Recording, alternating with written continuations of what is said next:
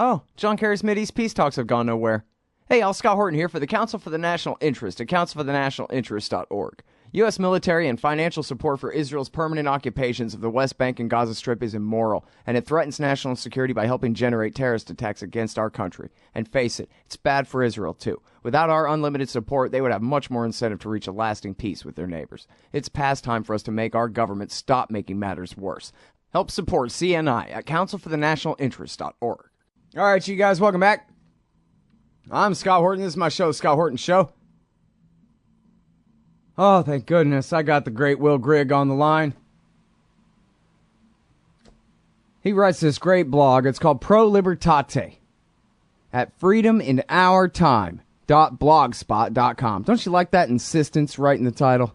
freedominourtime.blogspot.com. He's also the author of the book Liberty in Eclipse. And you can also find it on audiobook, in fact. Welcome back to the show. Will, how are you doing? Scott, I'm doing well. It's always a pleasure to be with you. Thank you so much. Good times. Very happy to have you here. And you know what? I'm sorry to put you through this, but heard any bad news from the drug war lately? I've heard nothing but bad news from the drug war. The drug war is consummate bad news, and it has been now for over 40 years in its current iteration, and it's another manifestation of this intermittent tendency of the American public to lapse into these bouts of punitive psychosis. We had this happen over a century ago with alcohol prohibition, which required a change to the Constitution. Not many people recall that in order to have the federal government involved in regulating what people chose to consume, the Constitution had to be changed because it was understood that the federal government had no authority under the Constitution to do this unless you expanded that document. And then after 13 years and some semblance of normalcy being rediscovered by the public, the Constitution was re-amended in order to do away with alcohol prohibition. But when we're talking about the prohibition of cannabinoids and narcotics and things of that sort, this is something that is just done within the broad and apparently illimitable number of supposedly implicit powers that the federal government can exercise under the Constitution. And every law enforcement agency in this country, no matter how localized it might be, is part of this federal effort. This is a unitary system that is locally administered through your police department or through your sheriff's office. And the sheriff's offices historically have been very jealous of their turf, but over the last 30 years or so, thanks to a combination of pressure and plunder, that is to say the prospect of shared plunder, just about every sheriff's office in this country is enlisted in what is a literal war against the American people. Boy, it sure is seeming like that more and more every day. And, you know, I remember back after Waco, I talked with a guy who had been Special Forces in the Marines, and he kind of told me the story of the new kind of rebirth of Special Forces after the failure in the Iranian desert, when they tried to rescue the hostages, and the way, you know, they created SEAL Team 6, and then all the guys on the original SEAL Team 6 went out to, and I don't know if this is exactly right, I'm just saying this is what I was taught. Each one of the guys on the original SEAL Team 6 then went out to become the head of Force Recon in the Marines, or the head of the Navy SEALs in the Navy, the head of Delta Force, and et cetera. And this is where all that came from, and how the FBI hostage rescue team was actually just another one of those breakoffs of the original SEAL Team 6, and it was for a time under the authority of a guy who I believe had been one of the original members. They were certainly all trained that way as the, you know, next generation of these Special Forces guys, and that's all they were. There's nothing para about it. They're simply a military Special Forces unit of the FBI. And I don't know if I really don't know enough about the history of the first SWAT teams in LA and et cetera like that, if they outright were, you know, carbon copies of the hostage rescue team, if they were exactly that militarized. But it seems like every SWAT team in America now is basically indistinguishable from the hostage rescue team, which is, you know, such a it was even a lightning rod after the violence at Ruby Ridge in 92 and the Waco massacre in 1993 that you know, it really came to symbolize you know, the soldiers quartered among us in the guise of being civilian police. But this is now every damn sheriff's department in America, it seems like, Will, and no less armed, or I don't know, they must not be quite as well trained, but they're trained in exactly that same kind of style of violence. Yeah, they're struck from the same template, and the most modern version of that is the hostage rescue team, which seems to excel in destroying hostages rather than saving them. And it was blooded for the first time here in Idaho at Ruby Ridge. And then less than a year later, of course, they were involved in the catastrophe at Waco, and the Delta operators who had helped train them, who were brought in. This is a very interesting part of that story that bears repeating, who were brought into the Waco situation after the initial raid by the ATF was turned back.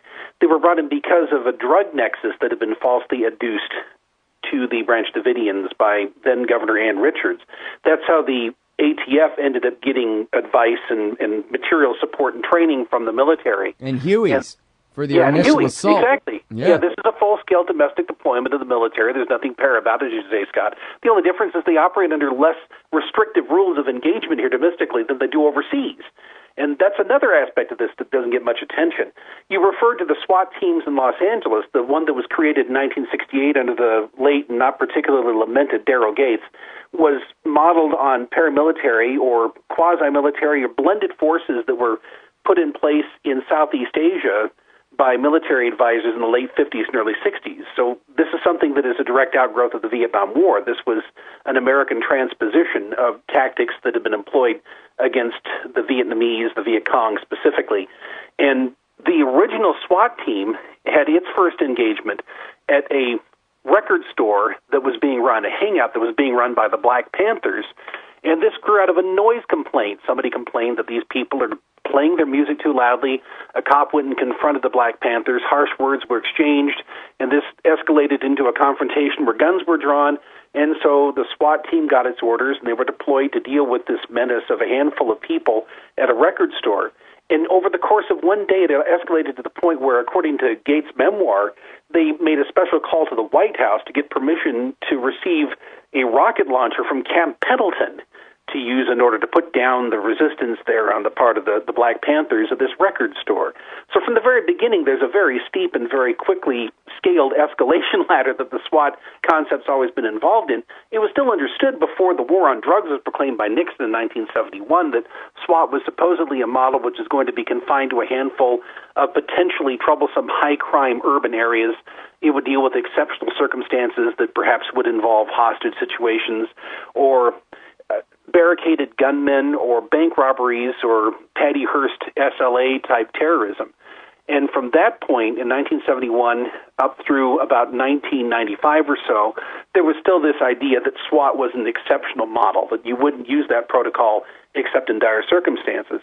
What happened in 1995 to change this? And I should point out that beginning in the early years of the Reagan administration, there were a series of executive decrees and orders that were issued that encouraged the active involvement of Joint Task Force 6 and some of these others, some of these more familiar special operations elements within the military to be involved in drug interdiction along the U.S. border and along our territorial waters and things of that sort. So there was a beginning of this none too subtle blurring of lines and blending of missions. But what happened in 1995 is that you had the Law Enforcement Support Organization brought into existence under Bill Clinton and Janet Reno. Janet Reno, of course, had been implicated in the ugliness at Waco. But we shouldn't say that this was a Clinton administration operation. This gestated during the late period of the Bush administration. Ruby Ridge was something that occurred during the Bush administration. There's a continuity here. It's not a partisan issue. But LESO, the Law Enforcement Support Organization, was a program that serves as a conduit for military hardware to your nominally local police organization, your sheriff's office, on concessionary terms. And so that's how we have MRAPs and other armored vehicles being given to police departments and really freighted in dire crime-plagued areas like Preston, Idaho, which is a town of about 4,000 people, 3,999 of whom are Mormon, and which has no measurable crime rate, but yet they got an MRAP because they could get it for a little bit more than free, actually, except for the operating costs, maintenance, and fuel and so forth.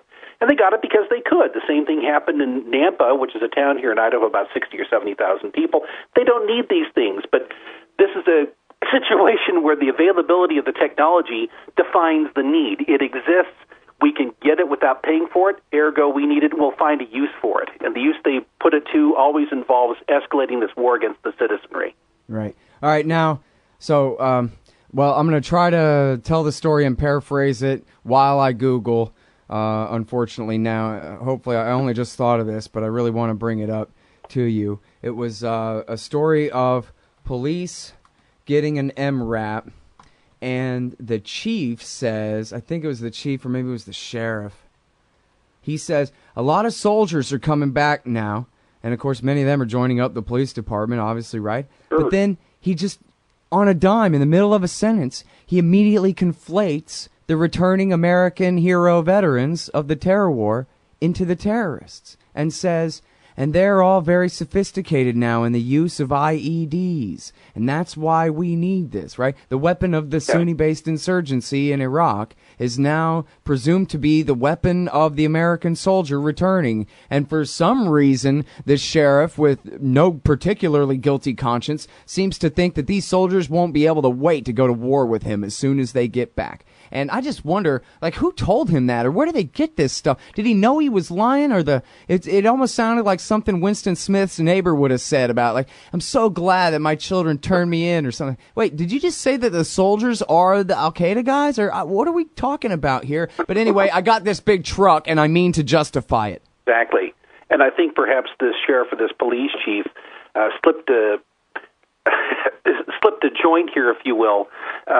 I think that there was perhaps a synaptic connection that wasn't fully realized here, and I think that what he was probably trying to say is that they need to use the counterinsurgency methods and tactics that have been employed overseas for the purpose of crime suppression here in the United States. And one of the things that has happened over the course of America's descent into empire, beginning with the occupation of the Philippines at the turn of the 20th century, is that every foreign entanglement has been a training ground for domestic crime control methods.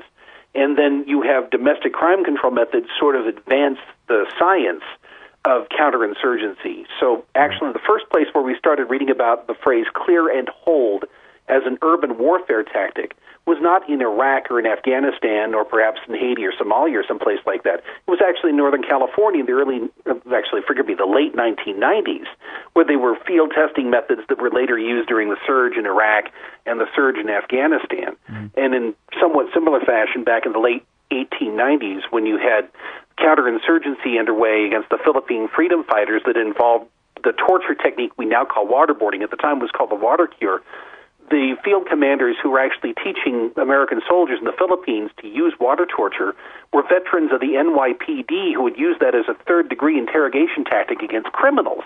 So there really is this evil symbiosis between the branch of the imperial government overseas and the branch of the imperial government that is our local law enforcement, and they both want to apply basically the same methods to the same ends, which is to force submission to the political elite, whether you're talking about people who are putting up a fuss here domestically who think that they still have property rights that the government has to respect, or people overseas who don't take kindly to the yoke being imposed upon them by the United States supposedly for their own good.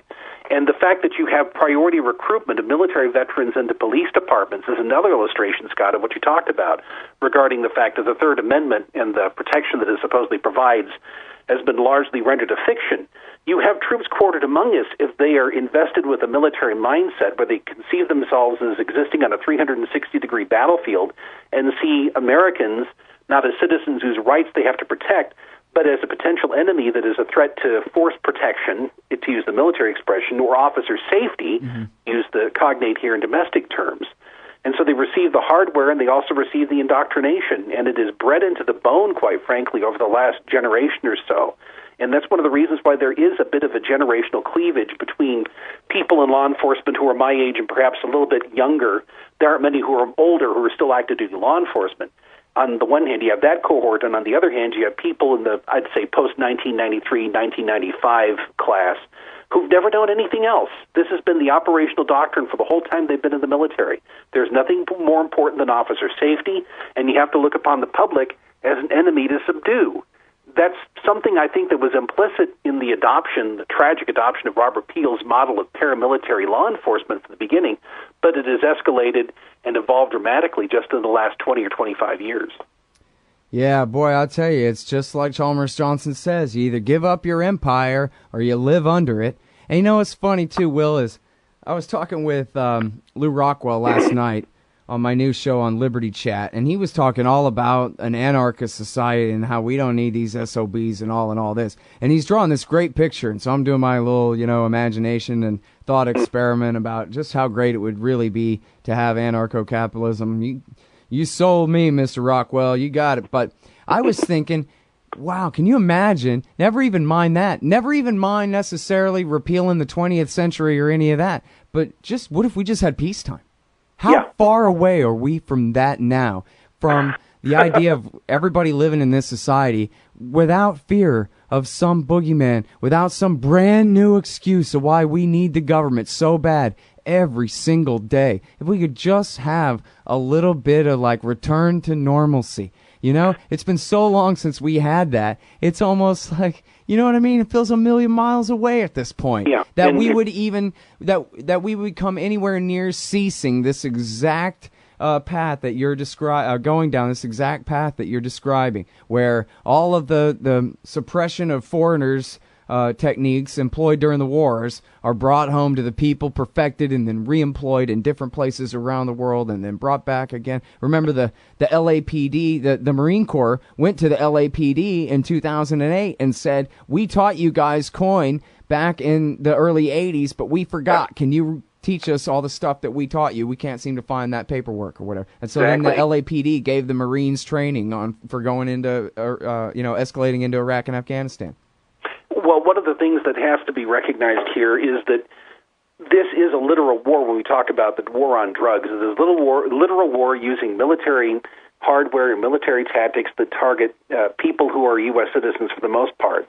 And what I'm hoping is that this atrocity that was committed last week in Habersham County, Georgia, in Cornelia, Georgia, in which this 19-month-old child was left perhaps permanently disfigured as a result of a flashbang grenade being thrown into his crib during a 3 a.m. no-knock SWAT raid over an alleged $50 drug transaction, that perhaps would be enough to trigger what remains of the moral gag reflex of the public. I don't know, but I do think that there is a very healthy revulsion over this, particularly over the utterly despicable conduct of Sheriff Joey Terrell there, whose first instinct upon publicity being given to this atrocity, this has been already investigated by the DA and already been investigated by the Georgia Bureau of Investigation. He said there's nothing to look at here, there's nothing to see here, this is just a bad thing that happens as a result of this war we're fighting against domestic terrorists. He actually used that expression to describe somebody who was allegedly involved in a nonviolent drug transaction. According to a petty criminal who had been retained as an informant by the task force there for the purpose of luring people into conducting drug transactions. What has to happen, Scott, in order for us to restore any semblance of normalcy here is that every joint narcotics enforcement task force in this country has to be shut down immediately. That wouldn't solve the problem, but it would make a substantial dent in the problem, because these narcotic investigation task forces, the one in the Cornelia raid last week is called the Mountain Judicial Circuit Narcotics Criminal Investigation and Suppression Team, NCIS, which of course is an acronym familiar to television consumers here in this country. It's something that has a military resonance to it. Every single one of these task forces is an engine that goes of itself. In the case of Georgia, they're allowed to keep 100% of what they confiscate in terms of money and property that is seized through asset forfeiture. And that means that the property is seized and found guilty, the property, of involvement in narcotics trafficking, and then people who own that property have to prove that it was not implicated in narcotics trafficking in any way. And so they can keep 100% of what they seize. Through a federal burn grant, the commanders of this task force have their salaries paid as long as they can assure that this is a program that's going to go out and collect enough through seizures and confiscations in order to justify its existence. So the ground level plunderers have an incentive to set up as many of these controlled stings or controlled buys as they can. They're helping to keep the drug market alive, in other words. Those, of course, create a pretext for raids of the sort that happened last week, and every raid of that sort will create a huger risk premium that will drive up the cost, the street cost of narcotics. And so that increases the profit margin, both of the private sector criminals who are running what should be a perfectly legal private economy, and the public sector criminals who are profiting off of this. it really is the sort of thing that should not exist in any country that would call itself civilized, where you would have a group of people who are undisguised road pirates and undisguised plunderers who could kick indoors after midnight. And for some reason, this is something that we're seeing more often, are these raids that take place after sundown or before sunrise in order to see if somebody has been engaging in prescribed but essentially nonviolent behavior. This is the sort of thing that shouldn't be happening here. I don't think there's another country on the face of the earth, quite frankly, where you see so frequently the spectacle of police kicking indoors under the cover of darkness and dragging people out of their beds. I don't think that happens in Cuba as frequently as it happens here. Well, we know that it doesn't happen as frequently in Cuba because there are 45,000 SWAT enforcement operations in this country every year. That's the lowest estimate I've found. That's from Peter Kraska, who's probably the best academic researcher on this subject. So we have over 100 of these taking place a day. And these are not hostage situations. These are not bank robberies. They're not counterterrorism operations of a sort that most reasonable people would conceive when they use that expression. These are more typically the sort of thing that happened in Cornelia, Georgia last week. And once again, the reaction of the sheriff here is the sort of thing that I think should provoke a rebellion in that county. I'm irresistibly reminded of the fact that the revolt in Scotland under English occupation back in the late 13th century, both in the historical record and in the movie that Mel Gibson made, Braveheart, that began against a sheriff by the name of William Heselrigg, who murdered William Wallace's wife. That's a matter of history. It was dramatized for the purposes of the movie, but Heselrigg was taken out in the most direct and violent way imaginable because people had had enough. I don't wish physical ill on Joey Terrell and his family. For heaven's sake, he's a family man. Leave his family out of it. If he doesn't have the decency to leave your family out of it, be a better man than he is. But he simply has to go.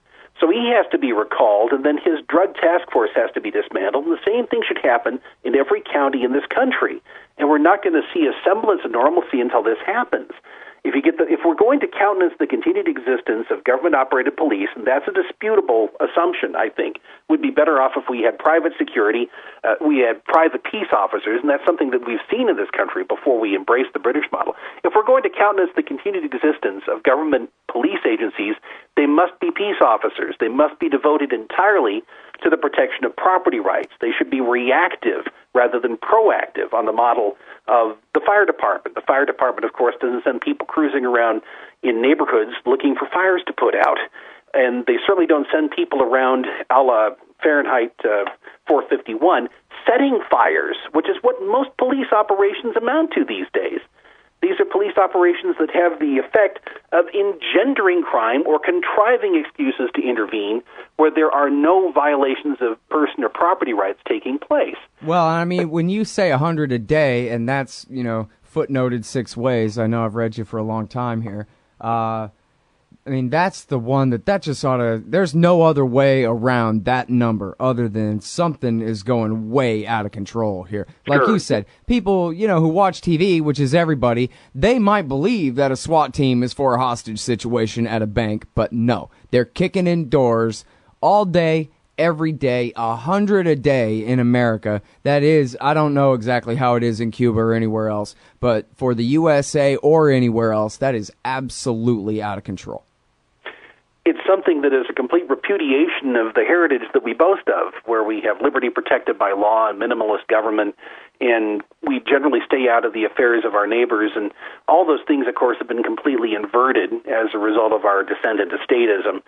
It's become a very commonplace thing now to have people being swatted, which is where you have a mischievous phone call being placed to 911, in which people make some kind of a comment about somebody having a gun or somebody talking about shooting somebody else. And, of course, they know, the people who make these phone calls, they know that the response is going to be a military-style raid against the targeted individual.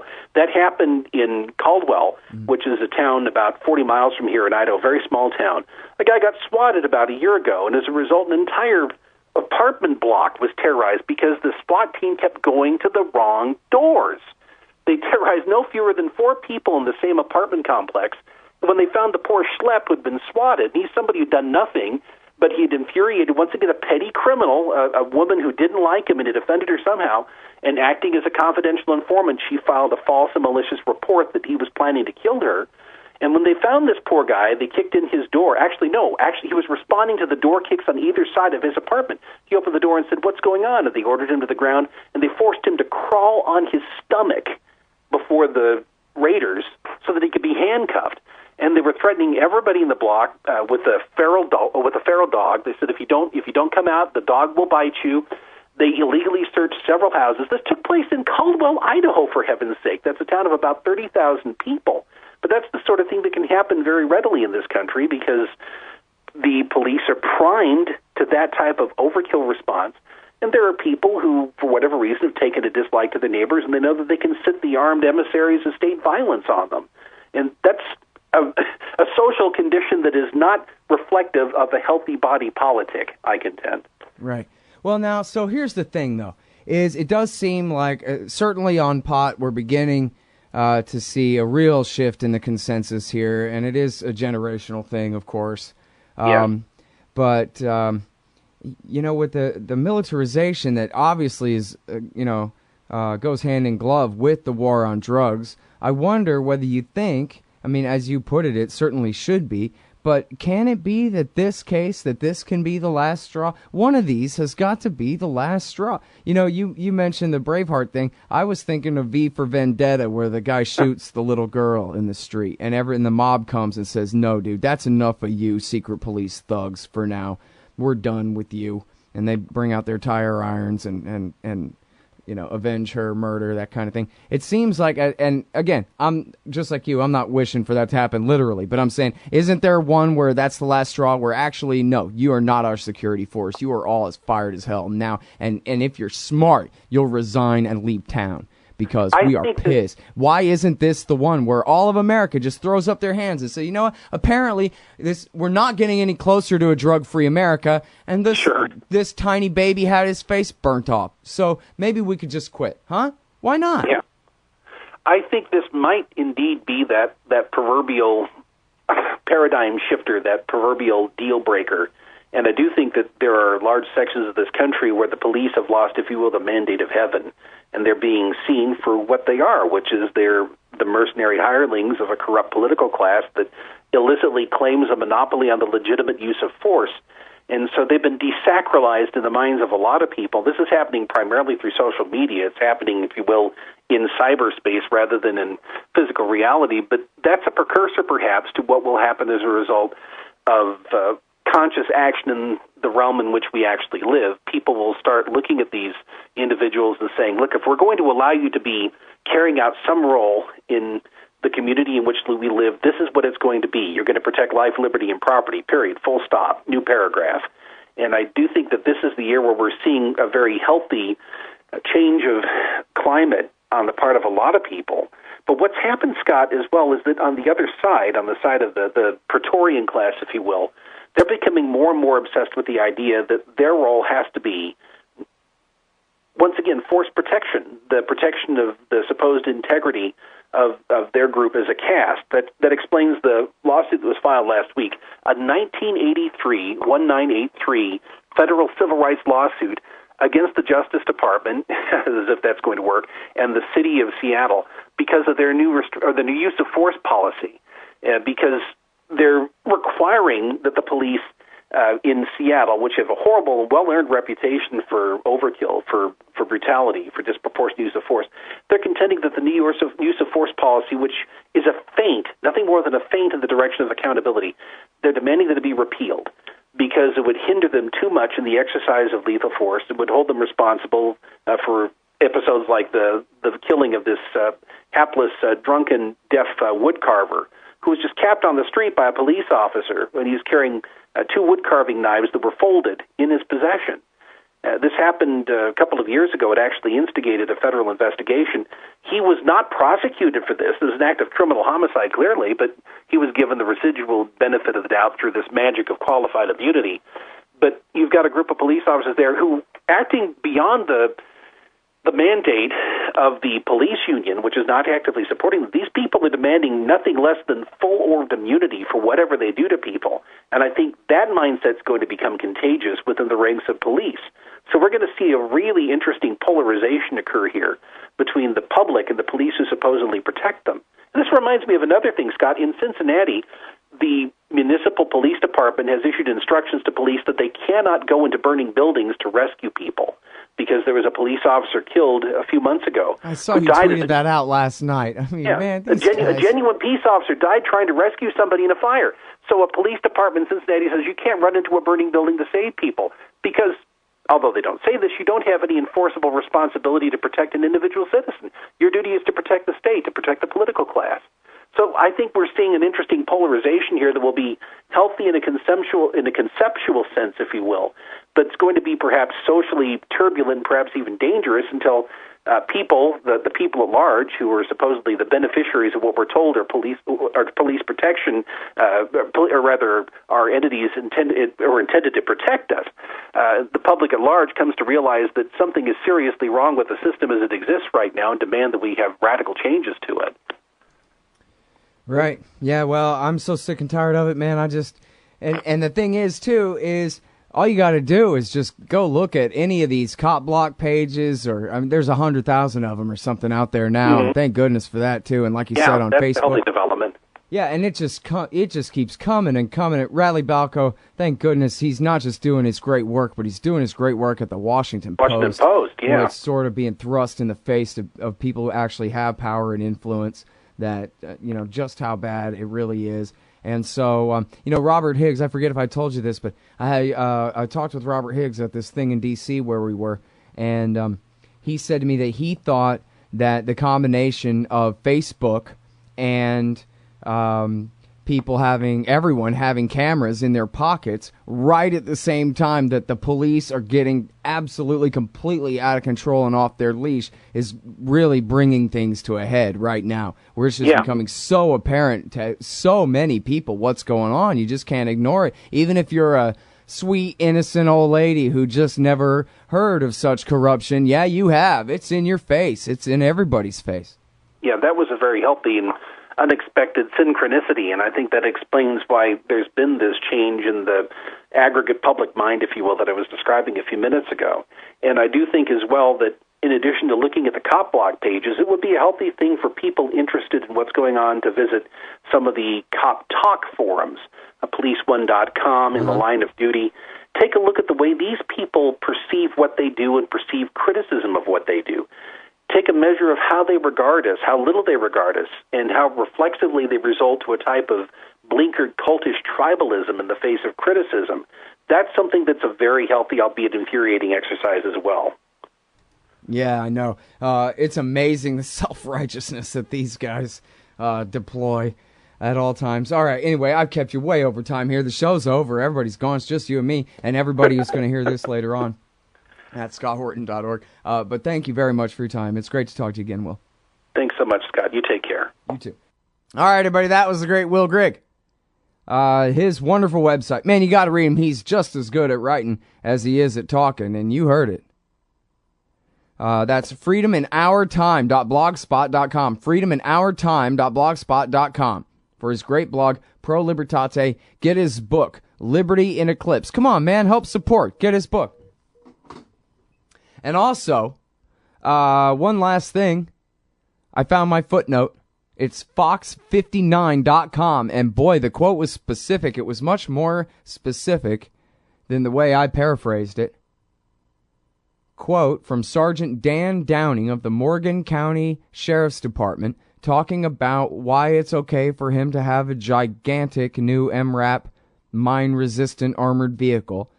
He says outright, there's no implication here. He says, quote, the weaponry is totally different now than it was in the beginning of my career. Plus, you have a lot of people who are coming out of the military that have the ability and knowledge to build IEDs and to defeat law enforcement techniques. So he is outright casting the returning veterans as enemies of the state, and he's immediately then conflating them with the insurgents that they've been fighting in their wars of foreign occupation out there. So, who's counterinsurging who now, huh? Give up your empire, live under it. That's what they say. See you tomorrow. Hey, y'all, Scott Horton here for The Future of Freedom, the monthly journal of the Future of Freedom Foundation. Edited by libertarian purist Sheldon Richman, The Future of Freedom brings you the best of our movement, featuring articles by Richmond, Jacob Hornberger, James Bovard, and many more. The Future of Freedom stands for peace and liberty, and against our criminal world empire and Leviathan state. Subscribe today. It's just $25 per year for the back pocket-sized print edition, $15 per year to read it online. That's The Future of Freedom at fff.org/subscribe. Peace and freedom. Thank you.